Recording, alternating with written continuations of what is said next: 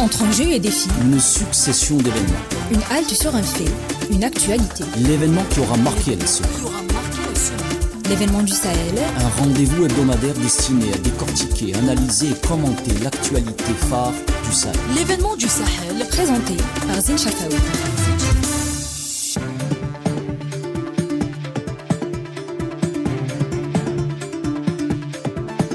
Bonjour chers amis auditeurs et auditrices d'Ifriqiya FM, la bienvenue à vous dans votre émission L'événement du Sahel. Je rappelle que l'événement du Sahel est une émission hebdomadaire destinée à analyser, débattre et commenter l'actualité phare de la région. Pour le numéro d'aujourd'hui, il sera consacré à l'Union économique et monétaire ouest-africaine et plus particulièrement à l'annonce de la levée par cette institution de la suspension du Mali de ses organes. Décision décidée en janvier 2022. Alors, pour en parler, il y aura avec nous, depuis Oran, Mohamed Saïd Ben Azzouz. Je rappelle que Mohamed Saïd Ben Azzouz est docteur d'État en sciences politiques et enseignant universitaire. Il est par ailleurs spécialiste des questions de sécurité. Nous serons également accompagnés par notre confrère du quotidien Al-Watan, Mouqran Ait Warabi, qui traite régulièrement de la crise au Sahel.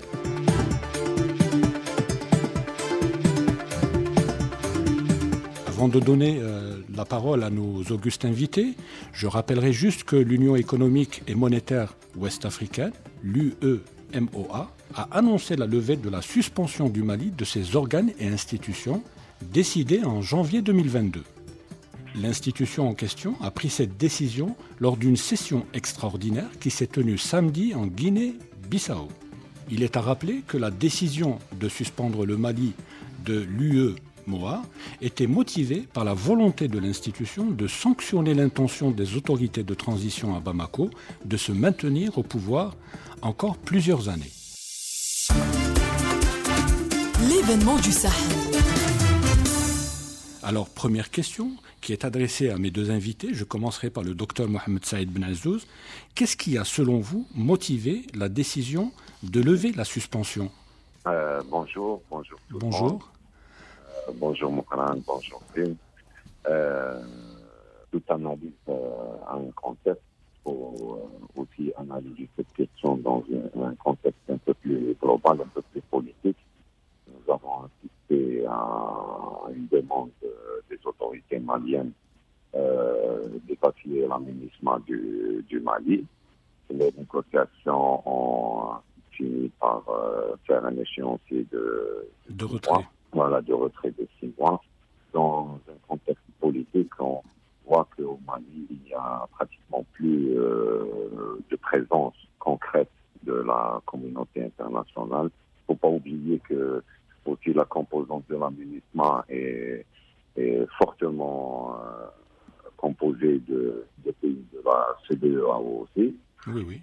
Il y a des troupes sénégalaises, des troupes tchadiennes, nigériennes. Donc, à mon avis, dans l'analyse timeline analytique pour analyser la ligne de temps, cet événement n'est pas fortuit. Il est allié à la levée des sanctions également. Oui.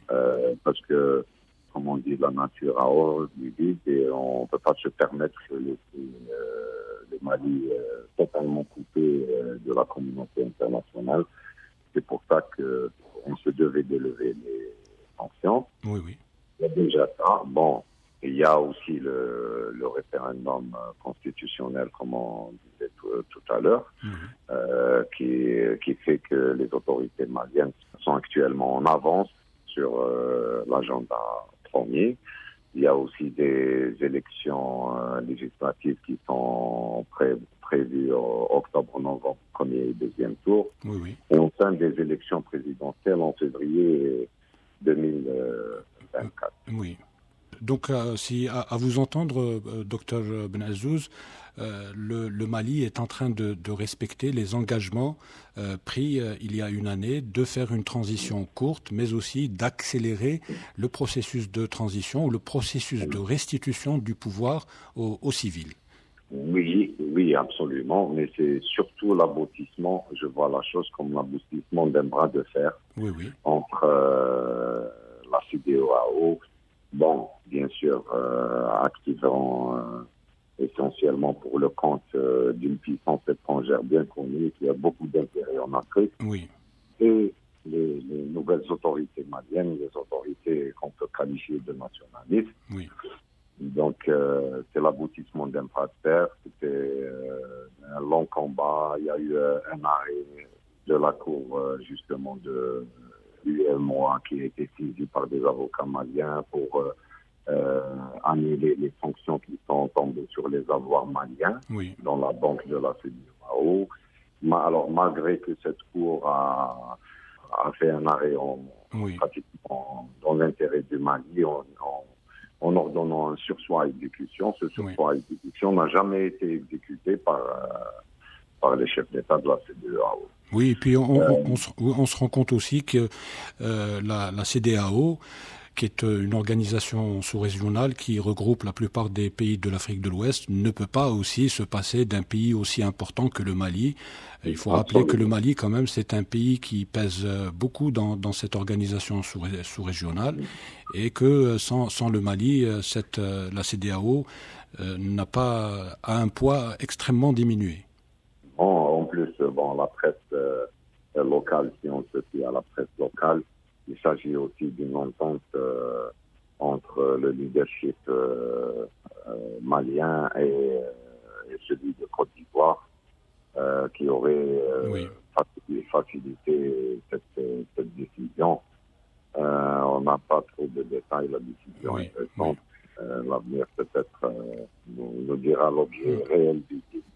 Et puis la décision intervient aussi dans un contexte aussi d'élection d'un nouveau président à la tête du Nigeria.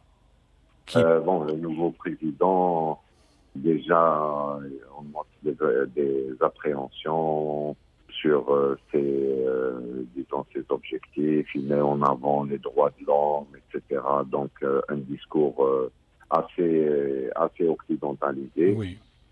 Maintenant, on est habitué aux dirigeants nigérians pour développer ce genre de discours, mais on va voir effectivement sur les faits. Oui. Est-ce qu'il va effectivement utiliser ces leviers ou non? Très bien, Dr Ben Azouz. Je vais me tourner vers notre confrère Moukran Aïtouarabi du quotidien francophone El Watan. Moukran, est-ce que les sanctions de l'UEMOA et de la CEDEAO étaient pertinentes? Est-ce qu'elles ont eu un impact sur la population? Bonjour à vous, bonjour à M. Ben Azouz et à tous les auditeurs. Les sanctions, il faut les inscrire dans le contexte. En fait, il y a eu 2 coups d'État successifs au Mali. Le premier a eu lieu en 2020. En 2021. Donc c'est ce qui a motivé un peu les sanctions contre le Mali. C'est des sanctions qui ont été jugées par beaucoup comme dures, parce qu'ils ont impacté directement les populations. Ça a généré beaucoup d'inflation au Mali.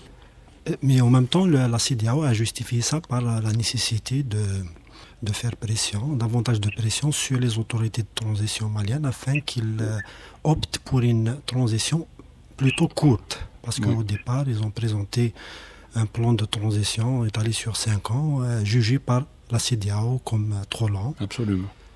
Voilà, donc je pense que les sanctions, bien qu'elles soient dures, et jugées aussi par les autorités de transition comme illégales, et d'ailleurs ils ont eu gain de cause au niveau de la Cour de justice, comme ils ont donné un peu le résultat escompté par la CEDEAO, parce que les autorités maliennes, ils ont écourté un peu la période de transition de 5 à 2 ans. Oui. Et la levée des sanctions était attendue dans la mesure où la CEDEAO a déjà levé partiellement en juillet 2022 les sanctions contre le Mali. Tout à fait. Donc il y a eu un allègement des sanctions. Donc c'est une suite logique aujourd'hui que le Mali retrouve toute sa place dans l'espace monétaire ouest-africain. C'est tout à fait normal, c'est un retour à la normale. En même temps, ça va être une bouffée d'oxygène pour la population malienne. Très bien.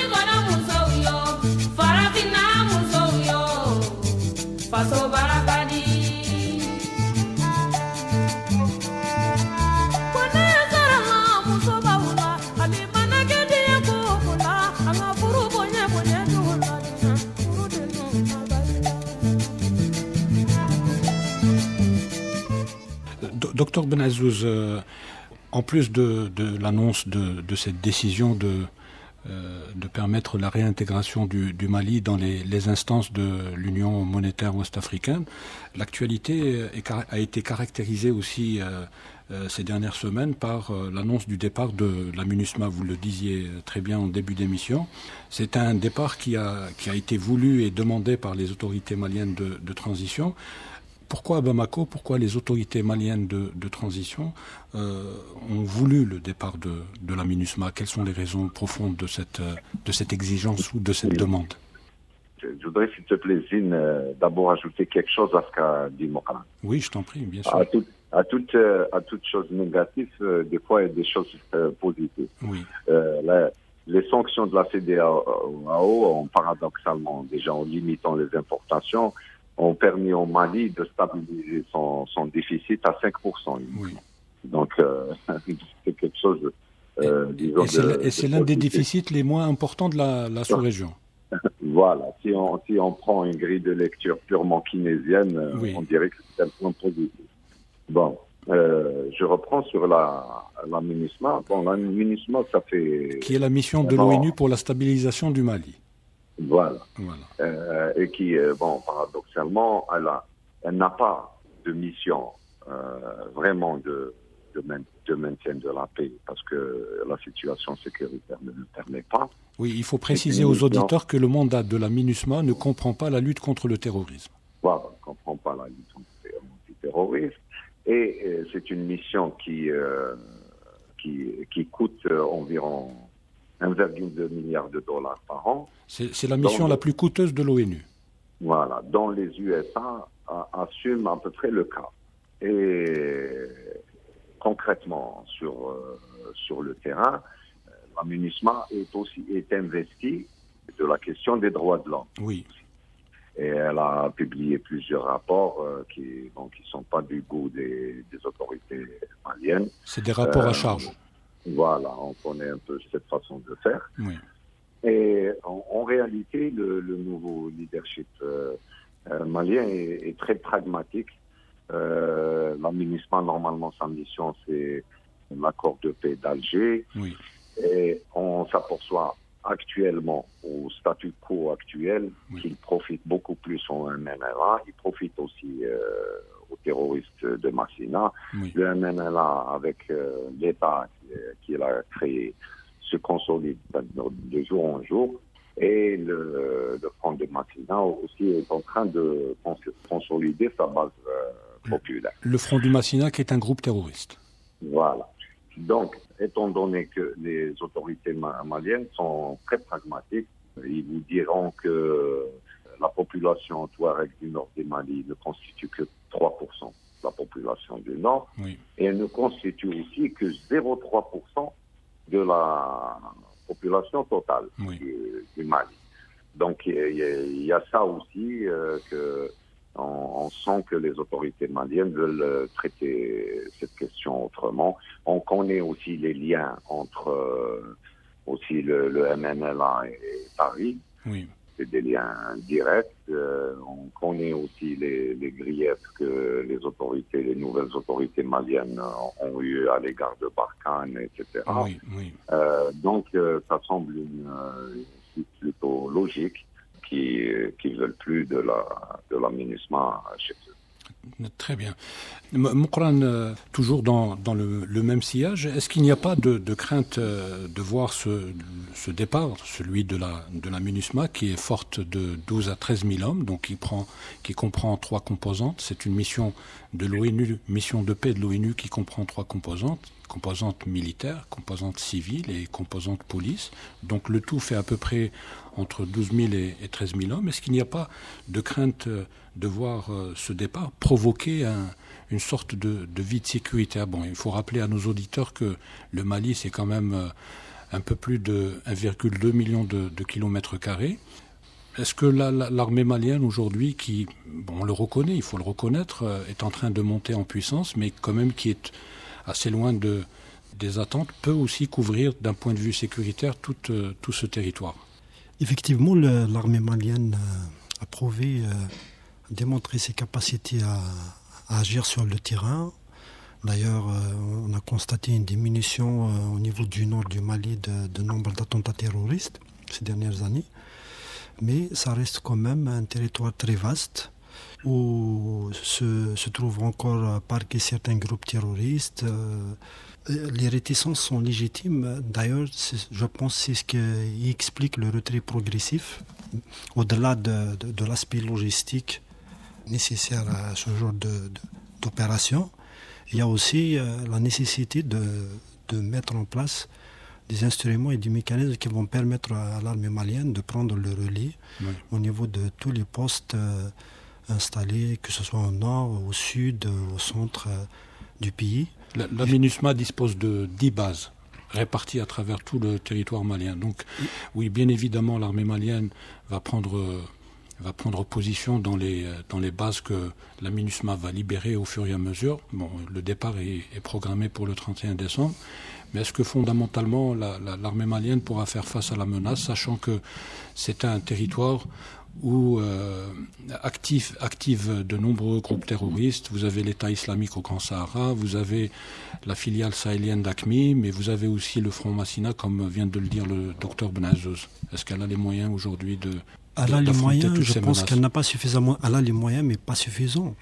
C'est sûr, elle a besoin d'appui de pays de la région dans le cadre de la coopération.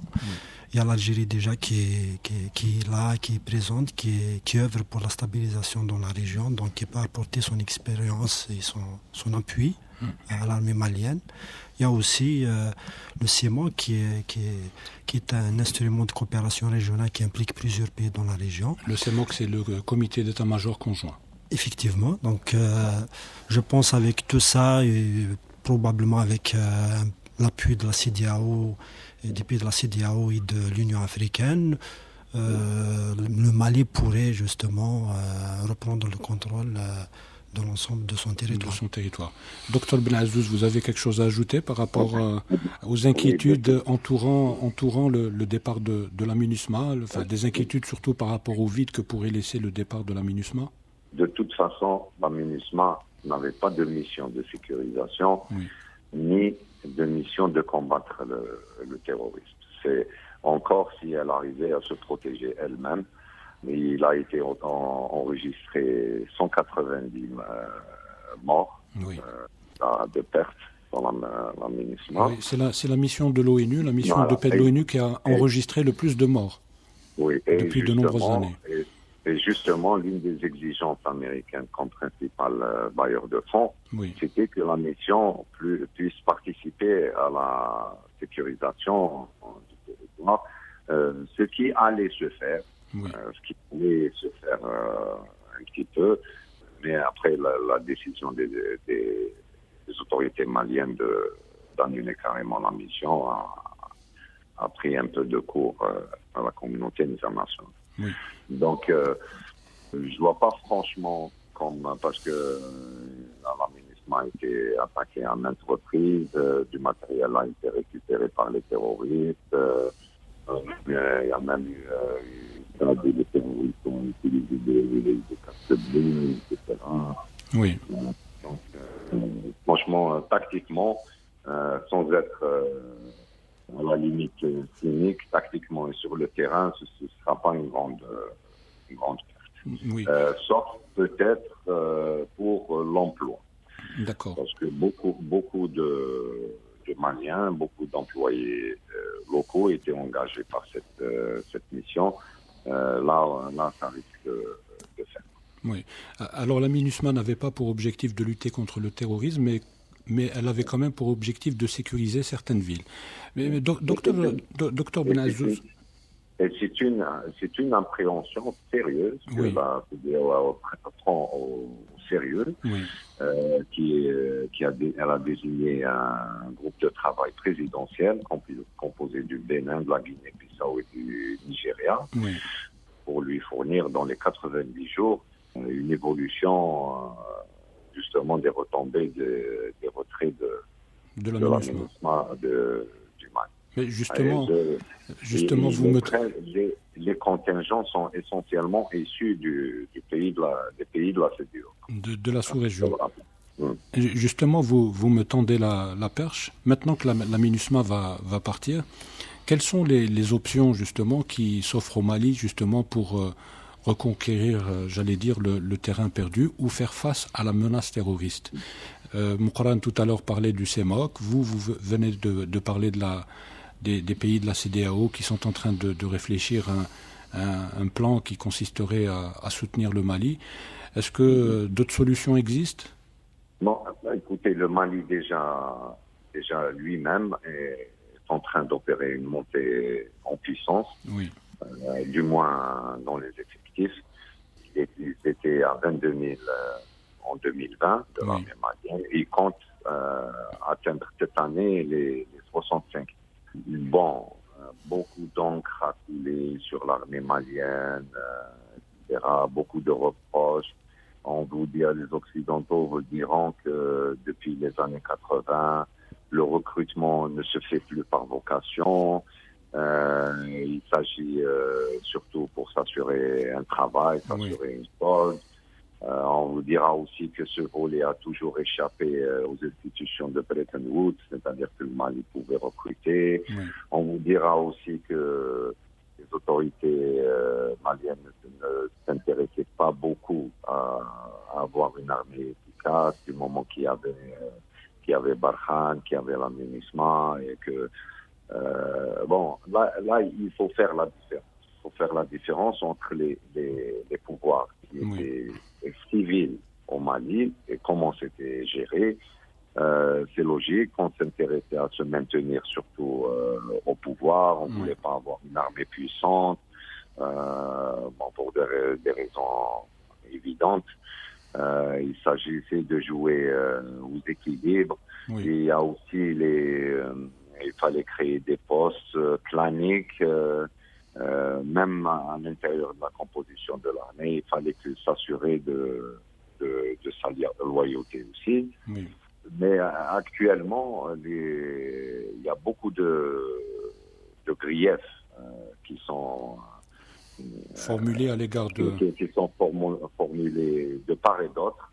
C'est-à-dire je ne sais pas si je déborde sur la question, mais je voudrais lier ça aux aides de la communauté internationale par rapport au développement de l'armée malienne. On avait dit, si tu te rappelles, que Barkhane n'avait surtout pas réussi à donner un savoir-faire du moins autonome à l'armée malienne, parce qu'elle agissait pratiquement toute seule sur le terrain. Donc là, parmi les autres griefs retenus par les Occidentaux, c'est que fournissaient des aides, mais qu'ils n'avaient pas de constat d'activité, ce qui ne permettait pas d'évaluer leur intervention, etc. Alors que de l'autre côté, les autorités maliennes mettent en avant la souveraineté, on n'a pas à vous fournir nos effectifs, on n'a pas à vous rendre compte de nos activités. La communauté internationale aussi, essentiellement je parle des intellectuels français qui ont beaucoup écrit sur la question. Ils vous disent qu'il y a eu des emplois fictifs au sein de l'armée malienne, etc. Mais je pense que... Oui, Docteur Benazouz, justement, c'est-à-dire là, la situation est là. La MINUSMA va quitter le Mali le 31 décembre. Aujourd'hui, la question de la sécurité du Mali se pose à la fois pour les Maliens, mais aussi pour les pays de la région. Mais comme la menace est importante, donc aujourd'hui, les gens veulent savoir si le Mali compte d'abord se défendre seul, ou s'il fera appel justement à la coopération et à l'assistance des pays de la région. Je pense que l'approche des autorités maliennes actuelles et aussi d'atteindre une certaine autosuffisance en matière de sécurité. Tous les indicateurs vont en ce sens. Bien sûr, la communauté internationale ne va pas lâcher tout. On s'attendra peut-être vers la fin de l'année qu'un retour du G5 Sahel qui va chercher à réintégrer encore le Mali.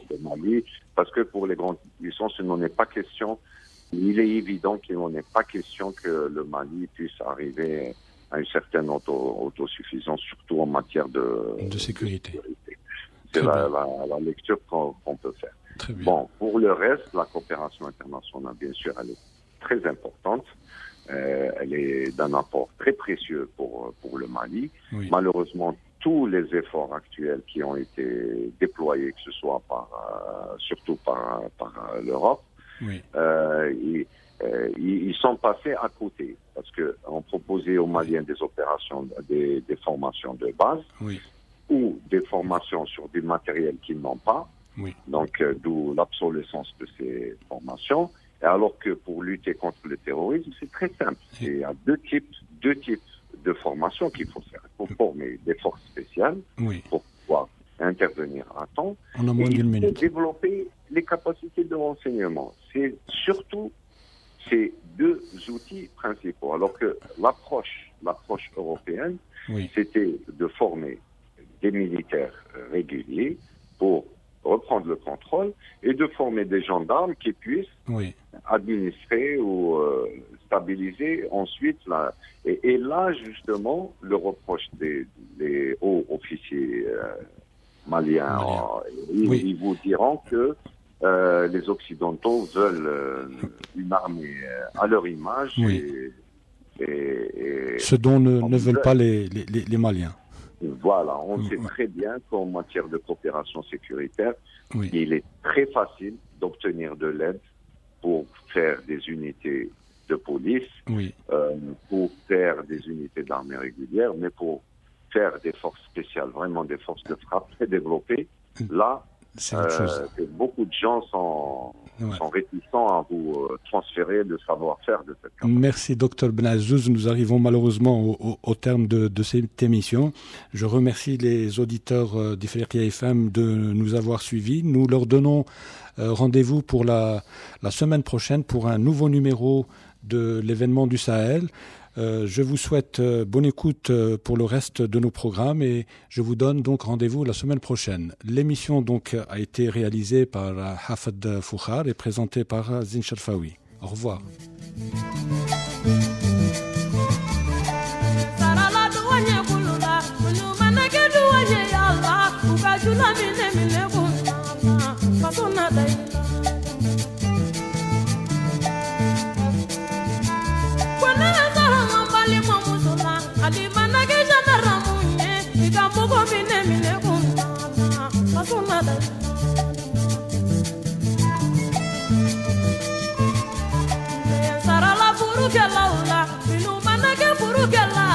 Kana furu dila kumadu mama furu bimno au kana furu ke dilo kibaye au mana sege kodi mali jebale mali musulu ana je ka furu la bato musoyo mali kona musoyo farafina musoyo paso barakadi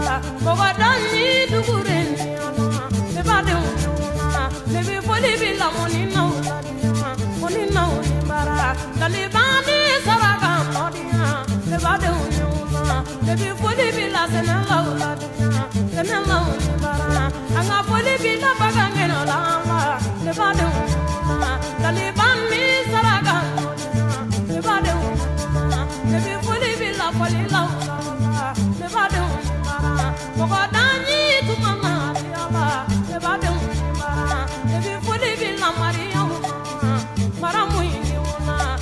jalode Mariam paramu bala musa jigi Mariam sebade muso balu jigi Mariam paramu mali denu jigi Mariam sebade musa yo mali kona muso yo farafina muso yo faso barakadi yani fem muso yo faso barakadi farafina muso yo faso barakadi kodowari muso yo faso barakadi farafina muso yo faso barakadi senegali muso yo